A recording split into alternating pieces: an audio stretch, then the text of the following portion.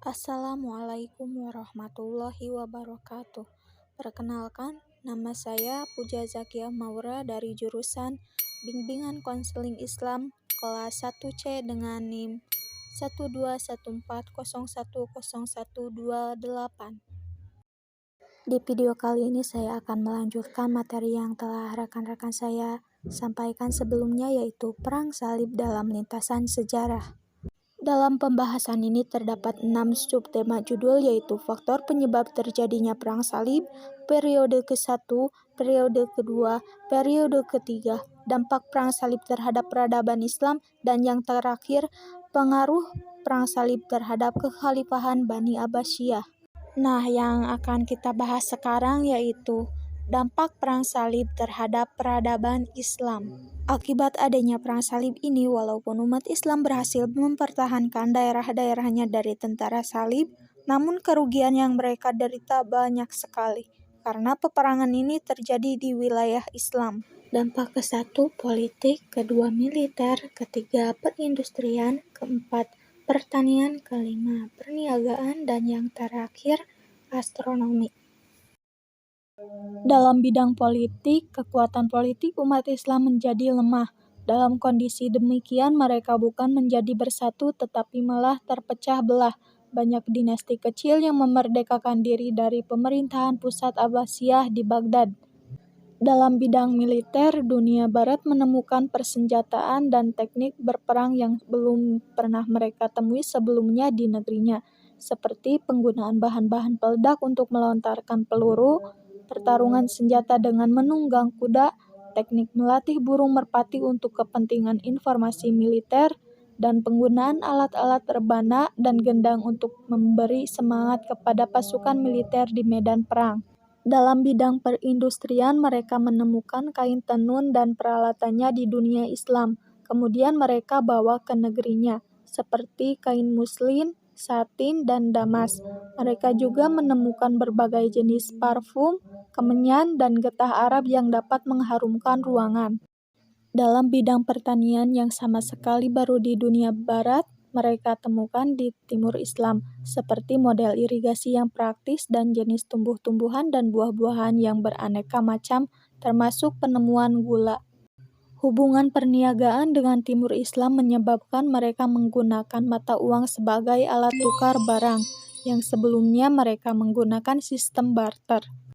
Ilmu astronomi berkembang pada abad ke-9 di dunia Islam telah pula mempengaruhi lahirnya berbagai observatorium di dunia barat. Selain itu juga mereka meniru rumah sakit dan tempat pemandian. Yang tidak kurang pentingnya adalah bahwa sikap dan kepribadian umat Islam di timur pada waktu itu telah memberikan pengaruh positif terhadap nilai-nilai kemanusiaan di Eropa yang sebelumnya tidak mendapat perhatian. Pembahasan selanjutnya, dampak positif dan negatif dari Perang Salib. Dampak-dampak dari terjadinya Perang Salib tidak hanya bernilai positif, tetapi juga bernilai negatif. Karena Perang Salib merupakan perang yang didasarkan oleh dua kepentingan agama yang berbeda, di mana kedua agama tersebut membawa pengaruh yang sangat besar bagi segala aspek kehidupan. Perang Salib bukan hanya perang secara ideologi maupun kepentingan, tetapi juga perang ilmu dan kebudayaan. Karena pengaruhnya yang meluas yang didasari oleh kepentingan agama inilah dampaknya tidak hanya bernilai positif tetapi juga negatif. Dampak positif yang pertama yang paling nampak adalah terjadinya saling tukar ilmu pengetahuan antara Kristen dan Muslim. Meski benua Eropa telah bersinggungan dengan budaya Islam selama berabad-abad melalui hubungan antara semenanjung Iberia dengan Sisilia, penyerapan ilmu pengetahuan di bidang-bidang sains, pengobatan, dan arsitektur lebih ekstensif dan intensif diserap dari dunia Islam ke dunia Barat selama masa Perang Salib. Kedua, ide Perang Salib memberikan andil terhadap kemerosotan tingkat kepercayaan umat Kristiani terhadap Gereja Katolik Roma, yang diakibatkan oleh pembenaran lembaga kepausan terhadap agresi politik yang dan wilayah yang terjadi di Yerusalem maupun daerah Kekaisaran Bizantium atau Gereja Eropa Timur.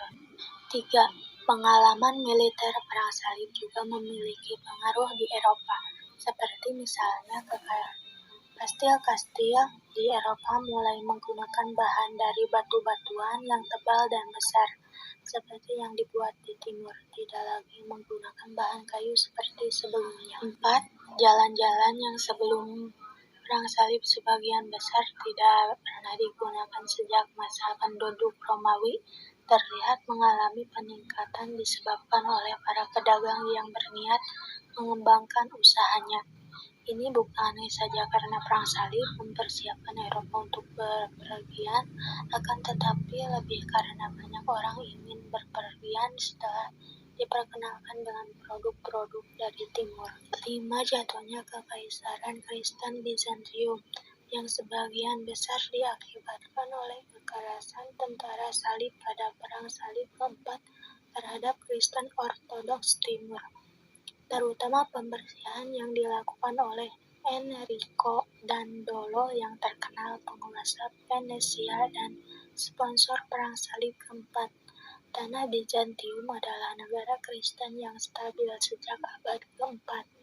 Sesudah tentara salib mengalami alih Konstantinopel pada tahun 1204, Bizantium tidak pernah lagi menjadi sebesar atau sekuat sebelumnya dan akhirnya jatuh pada tahun 1453. 6. Perang salib memiliki efek yang buruk tetapi terlokalisir pada dunia Islam, di mana persamaan antara bangsa Frank dan tentara salib meninggalkan bekas yang amat dalam. 7. Islam menjadi cenderung menarik diri dari perhelatan politik dunia. Puncaknya adalah ketika Kekhalifahan Turki tumbang dengan drastis di tahun 1924. 8. Adanya persekutuan yang tidak lazim antara satu faksi melawan faksi lainnya, seperti persekutuan antara kekuatan tentara salib dengan Kesultanan Rum yang Muslim dalam Perang Salib kelima. Dampak negatif hancurnya peradaban Bizantium yang telah dikuasai umat Islam semenjak Perang Salib keempat hingga kekuasaan Turki Utsmani pada tahun 1453, beralihnya peradaban Islam dari negara-negara timur ke barat sehingga umat Islam kehilangan peradabannya. Sekian yang bisa saya sampaikan. Wassalamualaikum warahmatullahi wabarakatuh.